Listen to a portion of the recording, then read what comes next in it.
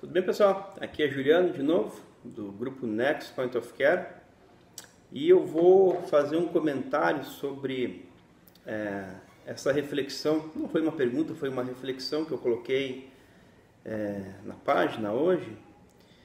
Quanto tempo você demora para identificar pulso em um paciente em parada cardiorrespiratória? A pergunta parece até um pouco simples, um pouco simplória. Quanto tempo a gente demora? O paciente é admitido em sala de emergência, ou a gente chega no pré-hospitalar, identifica um paciente inconsciente. Quanto tempo a gente demora para checar pulso e identificar presença ou ausência de pulso? Na sequência eu coloquei ali o que os guidelines internacionais recomendam, certo? Mas eu vou me ater a essa pergunta: quanto tempo você demora? A ideia aqui é a gente refletir quanto tempo a gente demora para identificar a presença ou ausência de pulso palpável num paciente onde a gente infere que ele possa estar em parada cardiorrespiratória. Parece simples a pergunta, mas aqui o que eu quero trazer, a relevância, a reflexão que eu quero trazer é que a interpretação correta da presença ou da ausência de pulso, ela vai impactar em decisões críticas, decisões fundamentais. Que decisões são essas? Primeiro, o paciente não tem pulso, não é palpável o pulso. Eu considero que esse paciente está em PCR. Preciso tomar a decisão de iniciar o BLS, o ACLS, manobras de ressuscitação cardiopulmonar, cardiorrespiratória.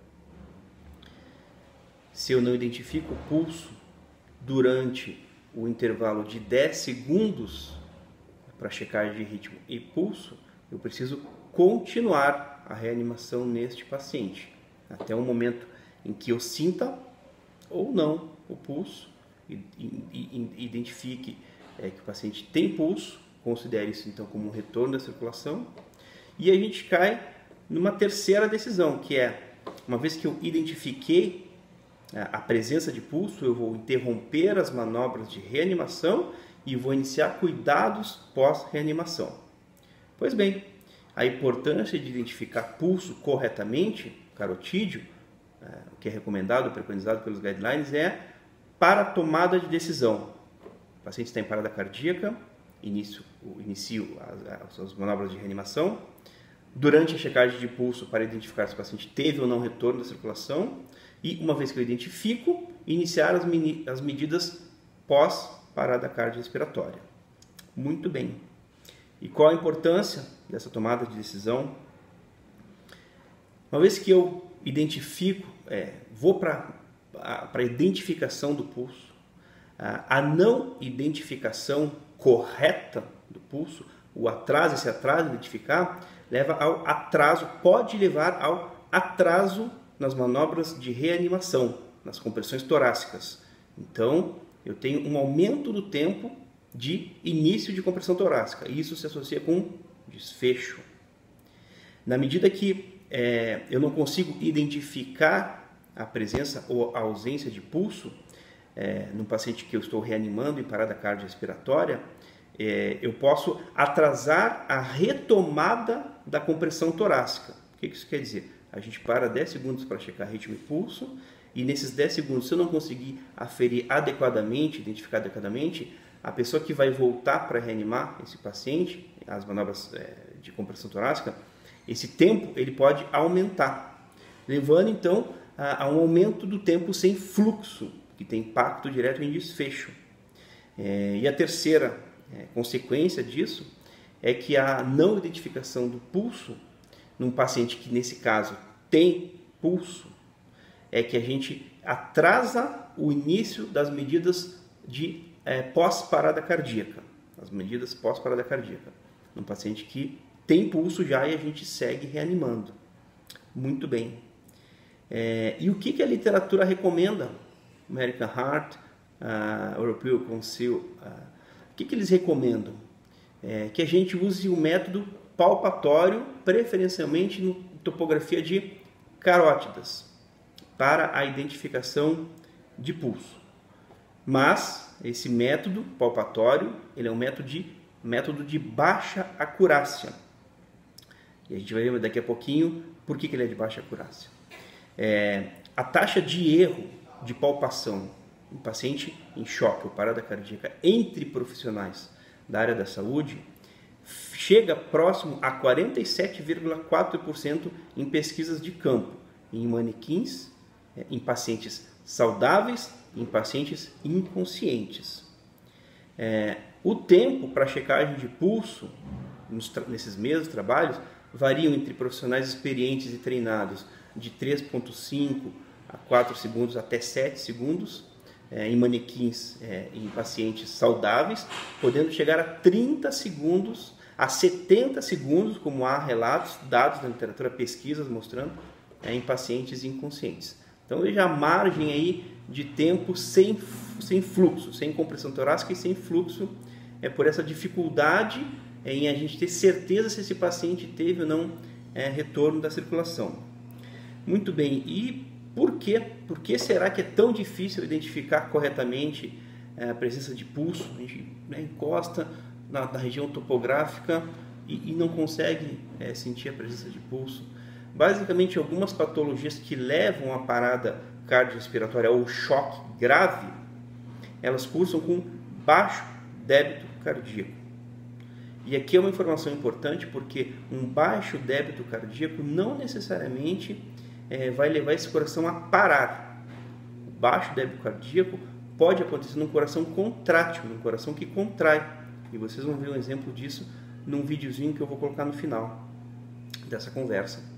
Então, o baixo débito cardíaco causado, por exemplo, por uma embolia pulmonar maciça, o choque grave causado por uma embolia pulmonar maciça, por um derrame pericárdico que cursa com tamponamento cardíaco, por um pneumotórax hipertensivo, por uma hipovolemia, o baixo débito cursa com dificuldade de palpação de pulso central carotídeo.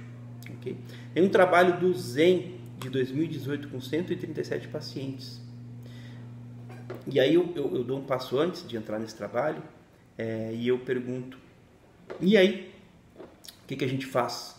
Seguir fazendo as mesmas coisas, usando os mesmos métodos, vão gerar os mesmos resultados. Quem que falou isso? O cara inteligente falou isso. Não sou eu. Tá? Seguir usando o método palpatório, a gente vai incorrer, a gente tem a chance de incorrer nos mesmos erros, né? Causar os mesmos danos, né?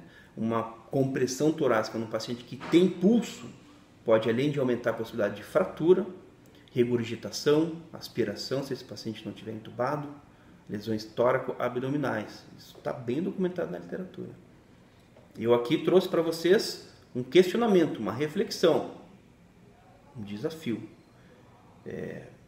Mas a gente tem que dar um passo além. A gente não pode ficar só pensando no problema. Então, esse cara aqui, o Zen, quem tiver interesse, me chama no direct, que eu disponibilizo o artigo desse rapaz aqui, de 2018. Ele estudou 137 pacientes em parada cardiorrespiratória e ele comparou o método palpatório com a ultrassonografia cardíaca focada na parada cardiorrespiratória e o Doppler pulsátil realizado na região femoral, de artéria femoral, certo? E qual foi, resumindo aqui, o resultado dessa pesquisa? A ultrassonografia focada, cardíaca focada, não é um exame ecocardiográfico de laboratório, mas um exame sim focado, ele é mais eficaz do que o método palpatório e do que o Doppler pulsátil para identificação de pulso, para guiar a retomada da compressão ou suspensão da compressão, início de medidas pós-parada cardiorrespiratória. Isso ficou bem documentado, com evidência, alto grau de evidência. Ele conseguiu documentar isso aí. Ele não foi o único autor que fez isso. Tá? Vários outros autores, várias outras pesquisas têm trazido para a gente essa informação. Na nossa prática diária, a gente percebe isso. Nesse vídeo que eu vou disponibilizar daqui a pouco, vocês vão perceber o momento em que a pessoa que está comprimindo finaliza, os 2 minutos finaliza a compressão, eu já estou aguardando com o ultrassom para fazer a insolação e eu identifico o retorno da circulação espontânea, enquanto os meus colegas estão tentando palpar pulso. Enquanto eu tenho a certeza de que esse paciente tem contratilidade, tem débito cardíaco, tem fração de ejeção que gera pulso, os colegas ainda estão em dúvida. Veja, aqui não é uma crítica, aqui é uma reflexão. Então a ultrassonografia tem se mostrado como um método passível de trabalhar junto com o método palpatório para identificar a presença ou ausência de pulso para a tomada de decisões. Nesse caso, se a gente continua, se a gente suspende, se a gente inicia as manobras de RCP. Então ele chega nessa conclusão. Ele faz algumas ressalvas, e é uma ressalva que o próprio o Conselho Europeu faz, o American Heart, se não me engano, ele faz também, que para fazer isso, para usar o ultrassom, tem que haver equipe capacitada. E por que eles fazem essa ressalva, pessoal? Por que quem se dispõe a usar o ultrassom para fazer essa avaliação precisa tomar esse cuidado? Trabalhos na literatura de 2018, quem tiver interesse eu também posso disponibilizar os artigos, mostraram um aumento do tempo sem compressão.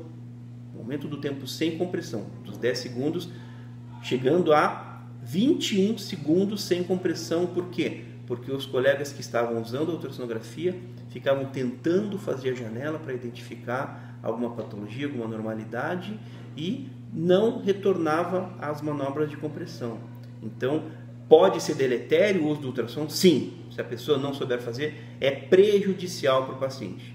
Então, o ERC, eles preconizam que, havendo equipamento, havendo equipe técnica treinada, se use concomitantemente com outras metodologias, método palpatório, o ultrassom para diagnóstico de presença, ausência de pulso, retorno da circulação.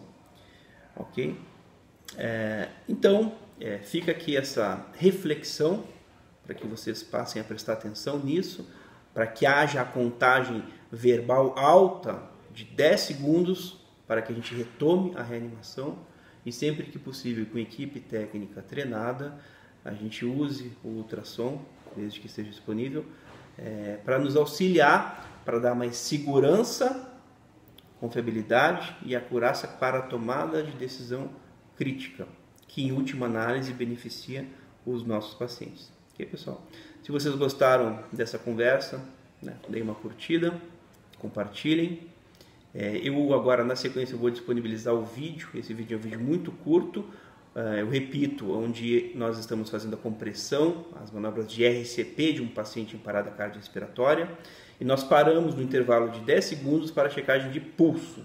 Eu já estou posicionado e faço insolação numa janela apical 4 câmeras e identifico claramente um coração normocontrátil, até hipercontrátil, eu diria, com déficits segmentares. Eu não vou entrar nesse detalhe, mas eu peço para os meus colegas atentarem à presença de pulso. Depois de algum tempo, eles identificam que realmente esse paciente tem pulso.